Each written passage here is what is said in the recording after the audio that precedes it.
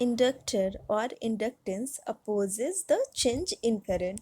जैसे कि रेजिस्टेंस के केस में रेजिस्टेंस अपोज करता था फ्लो ऑफ करंट को, वैसे ही इंडक्टर क्या अपोज करता है, चेंज इन करंट को। आइदर करंट बढ़ रहा है और करंट घट रहा है, चेंज इन करंट को अपोज करता है inductor.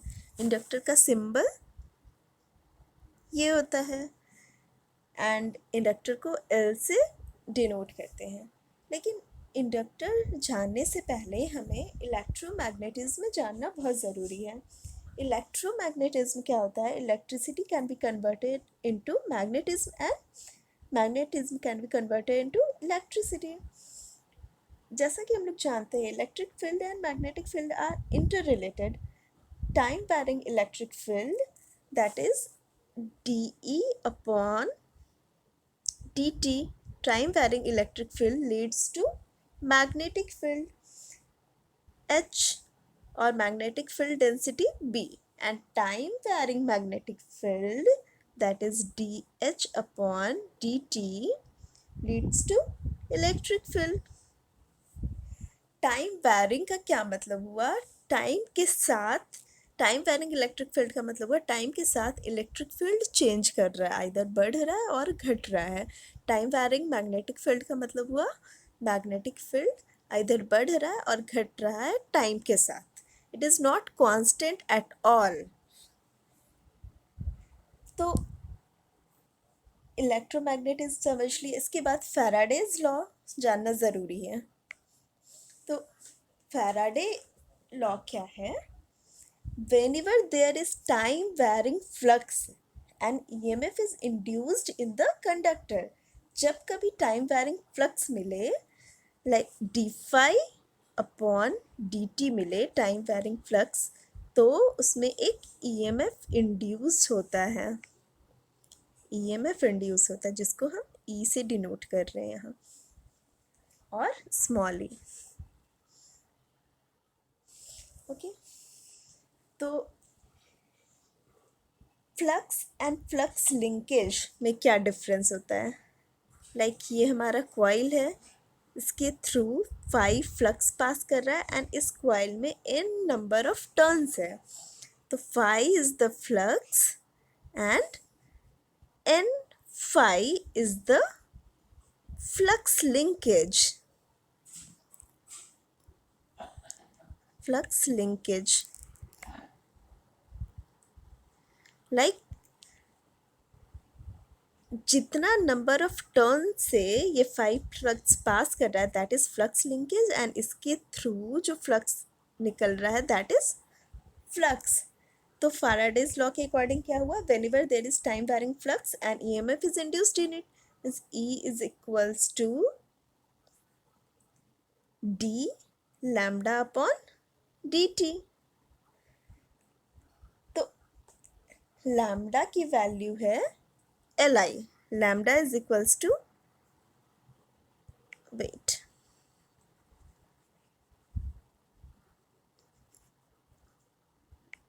lambda is equals to Li।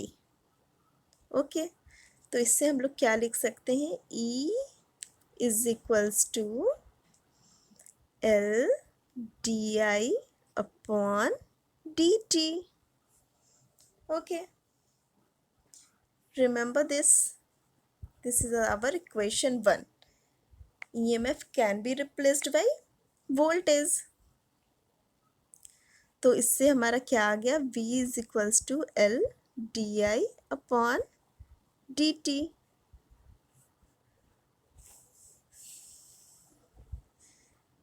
तो जब हम जान गए E is equal to L di upon dt, तो इससे I के टर्म्स में वैल्यू निकाल लेते हैं। E is equals to L di upon dt,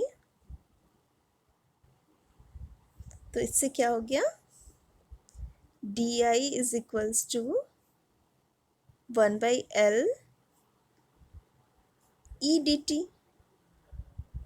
E is the EMF, इसलिए E can be replaced by voltage V। तो di is equals to 1/L V dt। then I is equals to 1 by L integration of V dt. Remember this equation too. Now self inductance क्या होता है? When we apply voltage to the coil, then EMF is induced in the same coil. जब हम लोग किसी coil में voltage apply करते हैं तो EMF उसी coil में induce हो. That is, इसके क्रॉस अगर voltage apply किए तो इसके थ्रू जो फ्लक्स निकल रहा है इसी फ्लक्स के कारण EMF इसी coil में induce हो जाए.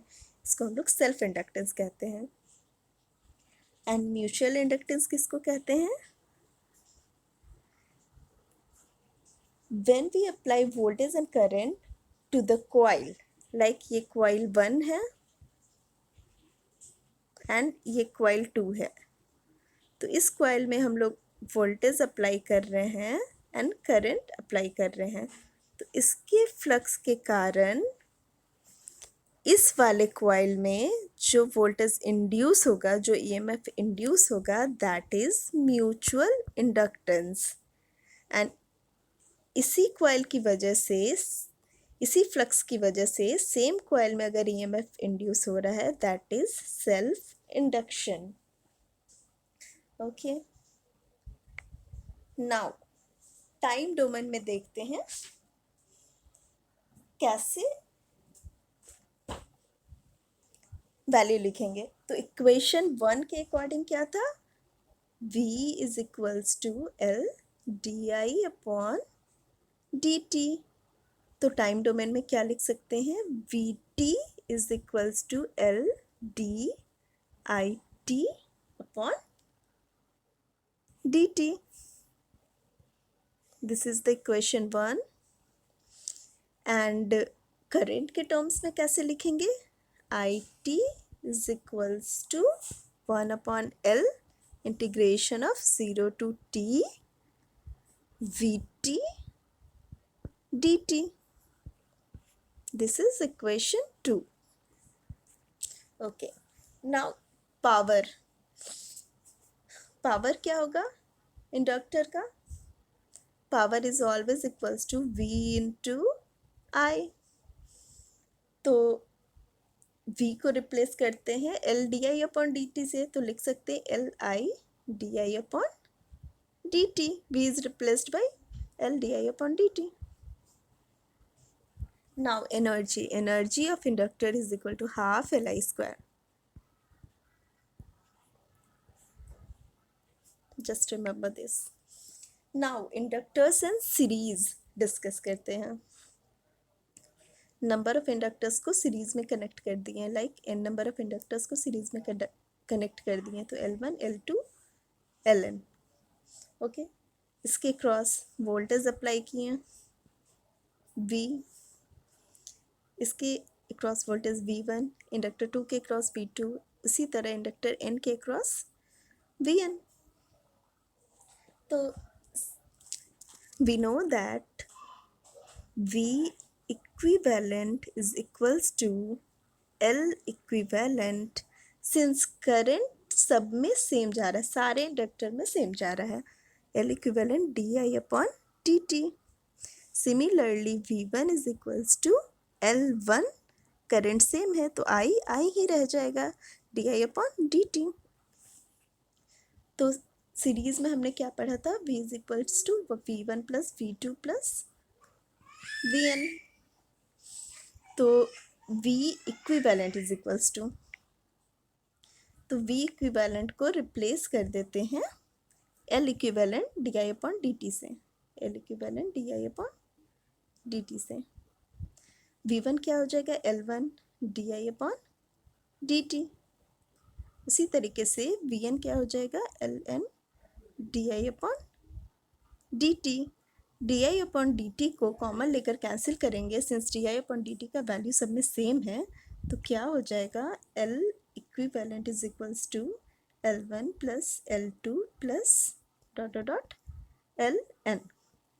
ये इंडक्टर इन सीरीज का इक्वेशन है. Now inductors in parallel. तो इंडक्टर्स को पैरेलल में कनेक्ट करते हैं.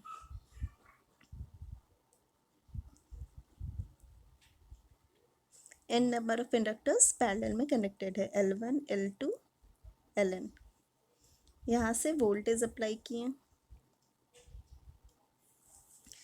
तो पैरेलल में हम जानते हैं I equivalent is equals to क्या होगा, sum of all the currents, I1 plus I2 plus dot dot dot plus IN। And we know that from previous equation, equation number 2, I equivalent is equals to क्या होगा, 1 upon L equivalent integration of 0 to t v dt। I1 is equals to 1 upon L1 integration of 0 to t v dt। Since voltage सारे inductors के across same है, हमने पहले discuss किया था, see my video series connection and parallel connection, watch my video series connection parallel connection. तो यहाँ put कर देते आई इक्विवेलेंट की वैल्यू, तो क्या होगी, 1 by L equivalent 0 to t v dt is equals to 1 by L1 0 to t v dt। Since v dt की value हर जगह सेम है, similarly 1 by Ln 0 to t v dt। तो v dt हमारा सब में अगर कॉमन आ जाएगा तो कैंसिल आउट हो जाएगा, तो इससे हमारा क्या इक्वेशन आ गया, 1 by L equivalent is equals to 1 by L1 plus 1 by L2 plus dot dot 1 by Ln। ये हमारा इंडक्टर्स इन पैरेलल का इक्वेशन है। Thank you.